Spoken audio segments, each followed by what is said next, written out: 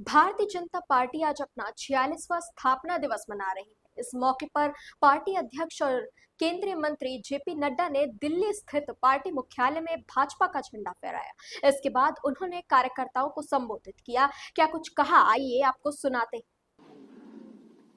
आज के स्थापना दिवस के अवसर पर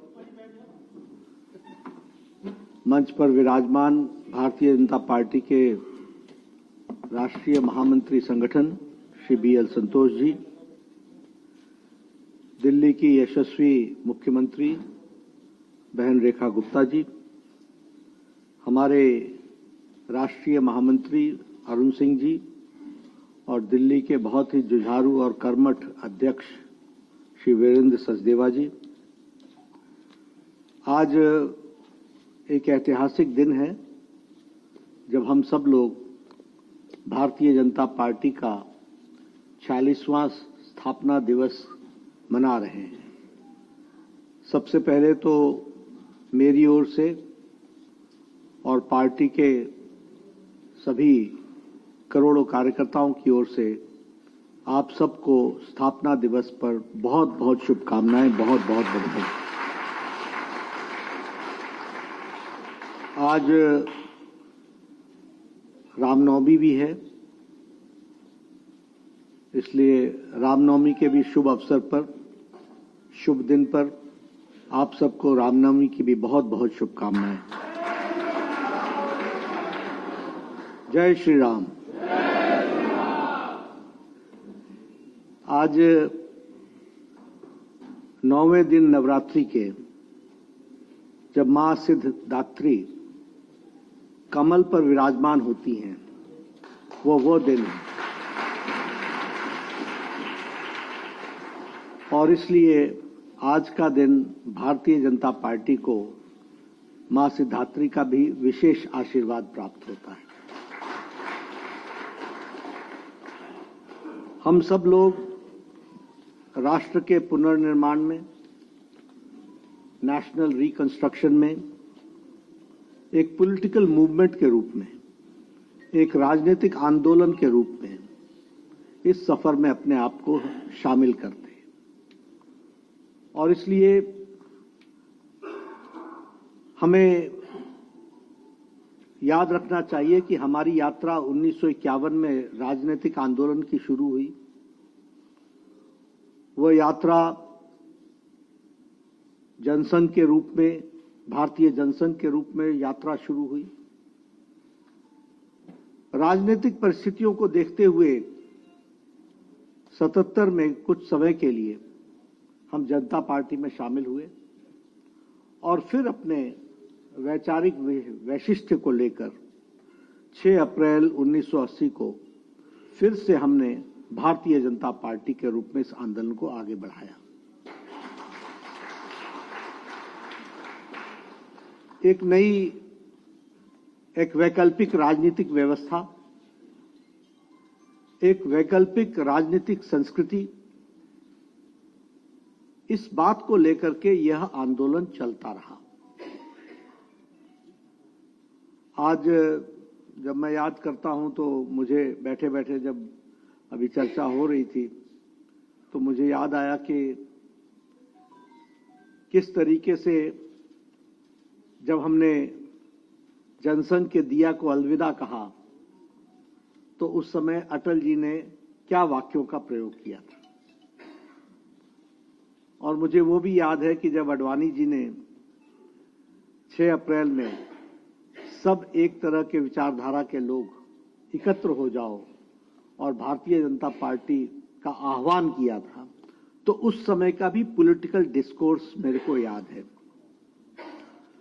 उन दिनों एक इलस्ट्रेटेड वीकली एक मैगजीन होती थी और वो इलस्ट्रेटेड वीकली बहुत पॉलिटिकल और हिंदी में दिनमान होता था। मैं चाहूंगा कि आप सब लोग आर्काइव्स में जाकर के उन आर्टिकल्स को जरूर पढ़ें, तो आपके ध्यान में आएगा कि घना बादल कितना था। परिस्थिति में कहीं भी सूरज की किरण दिखती नहीं थी। लेकिन हमारे नेताओं की दृष्टि में स्पष्ट था कि हमारा रास्ता सही है।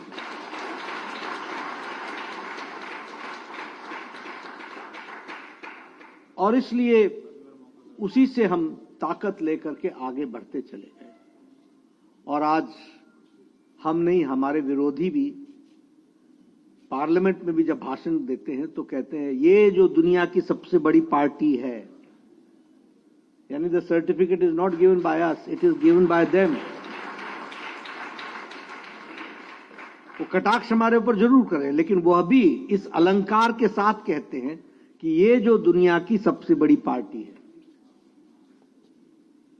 कई बार हमको देखना चाहिए कि हमारे विरोधी भी हमारी ताकत को किस तरीके से पहचानते हैं। ये सब हमें ध्यान में रखना चाहिए कि हम वोट की खातिर इधर से उधर डिगे नहीं। हम सत्ता को पाने के लिए हमने कोई समझौता किया, विचारधारा के साथ समझौता किया या विचारधारा को डाइल्यूट किया, ऐसा हमारी यात्रा में नहीं हुआ। ये अकेली पॉलिटिकल पार्टी है जो आइडियोलॉजिकल वैचारिक अधिष्ठान पर अपने आप को अडिग रखा है और उसी पर ताकत के साथ आगे बढ़ती है। अभी संतोष जी बता रहे थे 1965 में, आज लगभग 60 साल हो गए। 22 से 25 अप्रैल पहली बार दीनदयाल उपाध्याय जी ने एकात्म मानव दर्शन इसका व्याख्यान दिया था। 22 से 25 अप्रैल 1965 और फिर कैलिकट अधिवेशन में एकात्म मानववाद को लेकर के हम आगे बढ़े। हमारा उस समय मजाक उड़ता था, खिल्ली उड़ती थी, ये क्या है तुम्हारा कोई इकोनॉमिक एजेंडा है क्या? क्योंकि कार्ल मार्क्स के चश्मे से देखने वाले लोग एकात्मता में, होलिस्टिक में, इंक्लूसिव में किसी चीज को सोच सके, ये कल्पना से बाहर था। और कांग्रेस धीरे धीरे अपने आइडियोलॉजिकल डाइल्यूशन की ओर चल पड़ी थी। उसका आइडियोलॉजिकल डाइल्यूशन शुरू हो चुका था, उसमें ह्रास आ चुका था, लेकिन भारतीय जनता पार्टी ने एकात्म मानववाद को आगे बढ़ाया। और जब हम सरकार में आए, जनता पार्टी में, जहां हमारी प्रदेश की सरकारें बनी, तो उसको रूप देने का काम हम लोगों ने अंत्योदय के माध्यम से किया। और वही अंत्योदय को, उसी अंत्योदय को आगे बढ़ाने का काम मोदी जी के नेतृत्व में इस मंत्र पर हम चल पड़े, सबका साथ, सबका विकास, सबका विश्वास, सबका प्रयास, ऑल इंक्लूसिव, सबको इंक्लूड करना, सबको इन्वॉल्व करना, सबका इनपुट लगाना और सबके विकास के लिए हमने प्रयास करना। यह सरल शब्दों में साधारण व्यक्ति को समझ में आए, इस दृष्टि से हम लोगों ने इस आइडियोलॉजिकल यात्रा को आगे बढ़ाया। आज के दिन हमें श्यामा प्रसाद मुखर्जी जी को, पंडित दीनदयाल उपाध्याय जी को, अटल बिहारी वाजपेयी जी को, आडवाणी जी को, कुशाभाऊ ठाकरे जी को, सुंदर सिंह भंडारी जी को, जगन्नाथ राव जोशी जी को, ऐसे महान एक लंबी श्रृंखला है जो आज भारतीय जनता पार्टी का ताज दिख रहा है, उसके ये नींव के पत्थर रहे हैं। ये हमको ध्यान में रखना चाहिए। और इसी कारण से आज हम इस मुकाम पर पहुंच सके हैं कि हम दुनिया की सबसे बड़ी पार्टी बनकर के खड़े हैं। संगठनात्मक शक्ति हमारी ताकत रही है। और जब मैं आइडियोलॉजिकल बेस्ड पार्टी कहता हूं तो हमारे को ध्यान में रखना चाहिए कि श्यामा प्रसाद मुखर्जी ने 1949 में शायद नेहरू के कैबिनेट से, 48 में शायद नेहरू के कैबिनेट से इस्तीफा देकर के एक वैचारिक अधिष्ठान को लेकर के कि एक देश में दो संविधान नहीं चल सकते, एक देश में दो निशान नहीं चल सकते, एक देश में दो प्रधान नहीं चल सकते, इसको नेहरू की कैबिनेट से उन्होंने इस्तीफा दिया था। और 1951 से हमारी यात्रा शुरू हुई। 1953 में उन्होंने सत्याग्रह किया और आंदोलन का नाम था एक देश में दो निशान, दो विधान, दो प्रधान नहीं चलेंगे। और हम सबको मालूम है कि उनका बलिदान हुआ। श्रीनगर की जेल में संदेहास्पद स्थिति में उन्होंने अंतिम सांस ली। उनकी पूज्य माता ने जवाहरलाल नेहरू को चिट्ठी लिख करके कहा कि इसकी जांच होनी चाहिए। जवाहरलाल नेहरू जी ने उसको ठंडे बस्ते में डाल दिया और हमारे लाखों कार्यकर्ताओं ने बहुत गहरी सांस लेकर कहा था कि यह लड़ाई जारी रहेगी और हम इसको पूरा कर सकेंगे।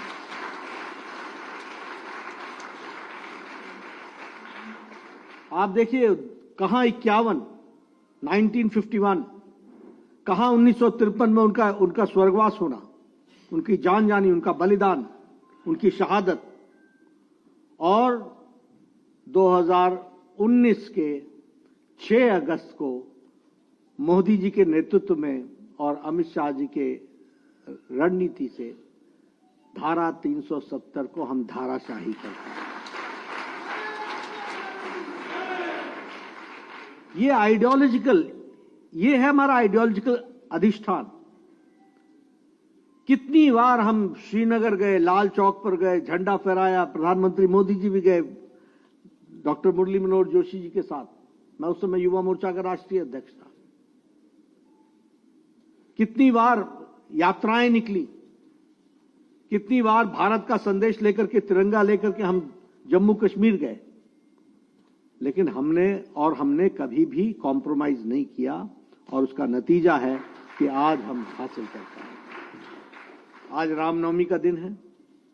1987-88 में पालमपुर के अधिवेशन में आडवाणी जी की अध्यक्षता में उस समय एक प्रस्ताव पारित हुआ कि हम राम जन्मभूमि के मंदिर बनने के रास्ते को प्रशस्त करेंगे। ये है वाक्य। 1987 से चले, ढांचा भी टूट गया, लड़ाई चलती रही और साथ में हमने कहा था प्रजातांत्रिक तरीके से और संवैधानिक तरीके से राम मंदिर बनेगा। आपने देखा, एक लंबी लड़ाई के बाद आज रामनवमी के दिन लाखों दर्शन करने वाले लोग भव्य रामलला की मूर्ति को और भव्य राम मंदिर को देखते हैं। इसलिए, और हम लोगों ने हमेशा कहा, we have not worked on the interest of the party, we have not worked in the interest of X और Y, we have worked for the nation. Nation first, देश को आगे रखा। ट्रिपल तलाक, जहां एक तरफ राजीव गांधी के नेतृत्व में शाहबानू केस में वह मुस्लिम अपीजमेंट में झुक गई, घुटने टेक दिए, सुप्रीम कोर्ट बोलता रहा कि मुस्लिम बहनों को आजाद करो, हिम्मत किसी में नहीं आई। और मैंने पार्लियामेंट में भी कहा, मैं यहां भी कहना चाहता हूं, बांग्लादेश, अफगानिस्तान, पाकिस्तान, सीरिया, टर्की, हमारे जितने भी इंडोनेशिया, मलेशिया, जितने भी मुस्लिम देश या मुस्लिम डोमिनेटेड देश हैं, कहीं भी ट्रिपल तलाक नहीं है। सब जगह ट्रिपल तलाक समाप्त हो गया है। यह हमारे भारत देश में ट्रिपल तलाक चल रहा था। लेकिन आज लाखों बहनों को आजाद कराने का काम भारतीय जनता पार्टी आदरणीय मोदी जी के नेतृत्व में हुआ। यह सीए, जवाहरलाल नेहरू और लियाकत अली का पैक्ट हुआ था, तय हुआ था कि यहां पर हमारे मुस्लिम भाइयों की रक्षा होगी और वहां हमारे हिंदू भाइयों की रक्षा होगी। आज ये अलग बात है कि जहां हमारे 22% हिंदू भाई होते थे, आज वो 2 या 3% पर आकर के पहुंच गए। 1.8 पर पहुंच गए। कहां गए हमारे सिख भाई? कहां गए हमारे पारसी भाई? कहां चले गए वो? क्या हुआ? हम लोगों ने कहा, और देखिए, मनमोहन सिंह ने पार्लियामेंट में कहा कि इनकी चिंता करो, कांग्रेस के लोगों ने भाषण दिया, पर 10 साल सरकार में रहे, कुछ नहीं कर सके। ये राजनीतिक प्रताड़ना के कारण, रिलीजियस परसिक्यूशन के कारण जो लोग भारत में आए उनको नागरिक बनने का अधिकार हमारी सरकार ने दिए। इसलिए हमने आइडियोलॉजी में कोई कॉम्प्रोमाइज नहीं किया। जो हमारी विचारधारा थी उसके साथ हमने कभी कॉम्प्रोमाइज नहीं होने दिया। और इसीलिए मैं ये कहना चाहूंगा, अभी ये वक्फ बोर्ड का टर्की में नहीं है, सब जगह पर एंडाउमेंट्स सरकार ने ले लिया। सरकार वक्फ की प्रॉपर्टी को चला रही है। हम तो सरकार भी नहीं चला रही है, हम तो जो चला रहे हैं उनको हम बता रहे हैं कि नियम से चलाओ, और नियम से चलना ही पड़ेगा। इस बात को वक्फ बोर्ड ने कहा है। और ये सारी प्रॉपर्टी और पावर और पैसा, ये सारा मुस्लिम भाइयों के शिक्षा पर, स्वास्थ्य पर, उनके रोजगार पर लगेगा। इस बात की चिंता होनी चाहिए।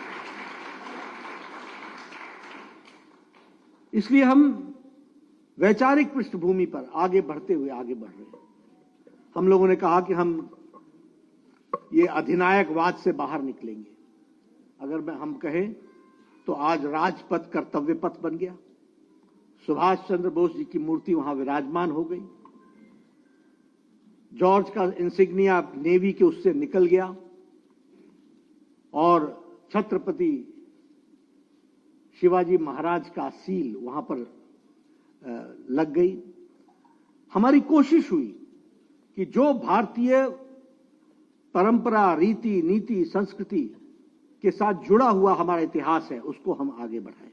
और उसमें भी हमने आइडियोलॉजिकली कभी अपने आप को कॉम्प्रोमाइज नहीं किया।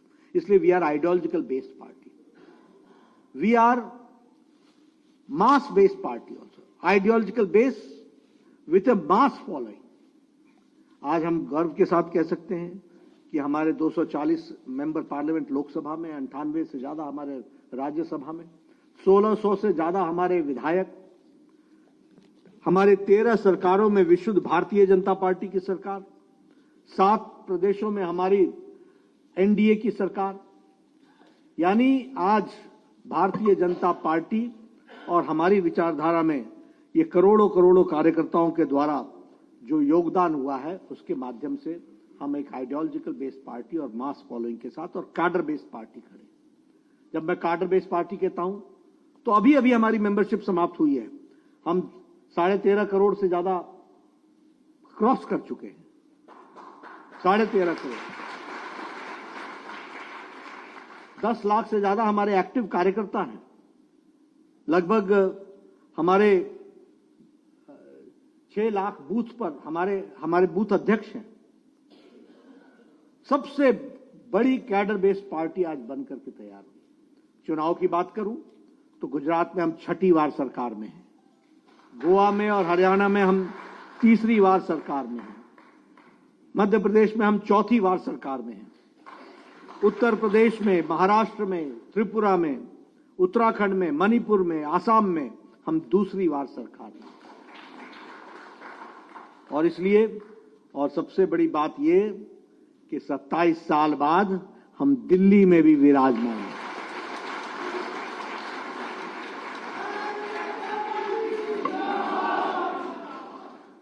इसलिए मित्रों, यह हम सबको खुश होना चाहिए कि हम जैसे भी भारतीय जनता पार्टी के कार्यकर्ता बने हैं, हम बहुत सौभाग्यशाली हैं।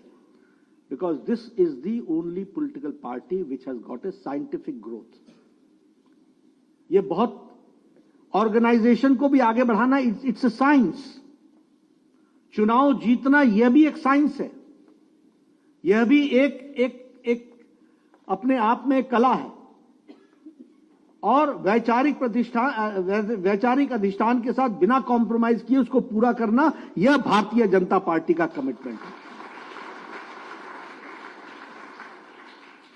और अगर हम कहें तो चाहे वो प्रधानमंत्री गरीब कल्याण अन्न योजना हो, आयुष्मान भारत हो, स्वच्छता अभियान में हमारे इज्जत घर बनाने की बात हो, या फिर उज्ज्वला योजना में गैस का सिलेंडर देने की बात हो, गांव, गरीब, वंचित, पीड़ित, शोषित, दलित, किसान, हमारे युवा, महिलाएं, हमारे आदिवासी भाई, इन सब की चिंता अगर की है तो मोदी जी के नेतृत्व में 10 सालों में हम लोगों ने की।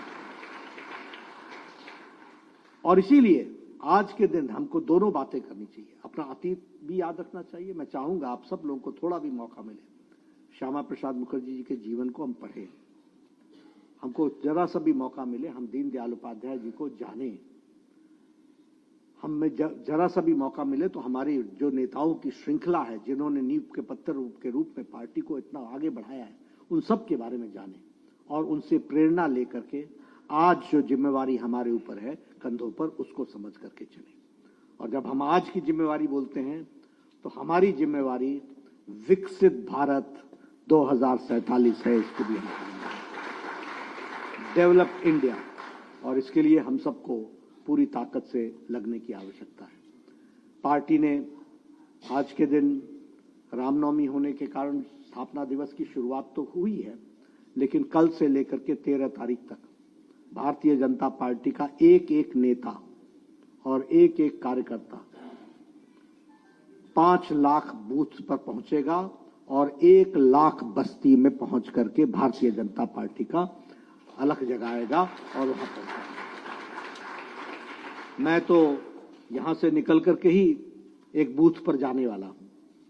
मेरा आप सबसे निवेदन है, और जो लोग देश में इलेक्ट्रॉनिक मीडिया से सुन रहे हैं उन सब से मेरा निवेदन है कि भारतीय जनता पार्टी का कोई भी कार्यकर्ता, नेता बिना एक दिन बूथ पर लगाए वो नहीं लौटेगा और 1 हफ्ते के अंदर करेगा। यह एक 14 तारीख को अंबेडकर जयंती है। 14 तारीख से लेकर के 25 तारीख तक 10 दिन तक हम सब लोग संविधान गौरव दिवस भी मनाएंगे और बाबा साहब अंबेडकर जी का जो संविधान के प्रति भारत के संविधान के बनाने में, ड्राफ्टिंग में जो कंट्रीब्यूशन है और उनका जो वैचारिक अधिष्ठान है, जिसको लेकर के लेटर और स्पिरिट में भारतीय जनता पार्टी आगे बढ़ रही है, और किस तरीके से कांग्रेस ने संविधान के मूल आत्मा को कुठाराघात करने का प्रयास किया, इसका पर्दाफाश करने का काम भी हम भारतीय जनता पार्टी के कार्यकर्ता करेंगे। We have to expose that. इसलिए हम सब लोग पूरी ताकत से लगें और इस काम को आगे बढ़ाएं। एक मेरा और निवेदन है कि आप जब बूथ पर जाएं तो वहां कोई भी ढूंढ करके कोई जनसंघ का कार्यकर्ता हो, कोई भारतीय जनता पार्टी के स्थापना काल का कार्यकर्ता हो, बुजुर्ग, उसके घर जरूर जाएं और उससे मिल करके आएं और उससे भी चर्चा करके आए। ये मेरा आपसे निवेदन है। मैं आज दिल्ली में एक मेयर, पूर्व में रही मेयर, 93 वर्ष की उम्र की भारतीय जनता पार्टी की कार्यकर्ता है, वैसे तो उनको भारतीय जनसंघ की कार्यकर्ता के 98 वर्ष की, उनसे मैं मिलने वाला हूं। लेकिन मेरा निवेदन है कि आप सब भी पुराने कार्यकर्ताओं के घरों में जरूर जाएं और ऐसे नहीं कि जाकर के आ गए बस हो गया टिक मार, नहीं, पूरी बात सुननी है, उनको समझना है, उनको जानना है, उनसे पूछना है, उनके समय की बातों को समझने की जरूरत है। यह करने की आवश्यकता होगी। आप सब लोगों को स्थापना दिवस पर बहुत बहुत शुभकामनाएं। नई ताकत, नई उमंग के साथ हम चल पड़े और विकसित भारत को हम हासिल करें। इन्हीं शब्दों के साथ धन्यवाद। माननीय राष्ट्रीय अध्यक्ष जी के प्रेरणात्मक उद्बोधन के लिए आइए तालियों के द्वारा माननीय राष्ट्रीय अध्यक्ष जी का आभार व्यक्त करें। जोरदार तालियों के माध्यम से माननीय BL संतोष जी का भी आभार व्यक्त करते हैं, रेखा गुप्ता जी का भी आभार, वीरेंद्र सदेवा जी का भी, और आप सभी को ढेर सारी शुभकामना देते हुए आप सबसे निवेदन करता हूं कि अपने स्थान पर खड़े होकर के राष्ट्रगान के लिए अपने अपने स्थान पर खड़े होकर के सामूहिक राष्ट्रगान होगा। जन गण मन अधिनायक जय हे भारत भाग्य विधाता, पंजाब सिंध गुजरात मराठा द्राविड़ उत्कल बंगा, विंध्य हिमाचल यमुना गंगा उच्चल जलधि तरंगा। शुभ नामे जागे, तव शुभ आशीष मांगे, गाहे तव जय गाथा। जन गण मंगलदायक जय हे भारत भाग्य विधाता। जय हे जय हे जय हे, जय जय जय जय हे। भारत माता की, भारत माता की। बहुत बहुत धन्यवाद।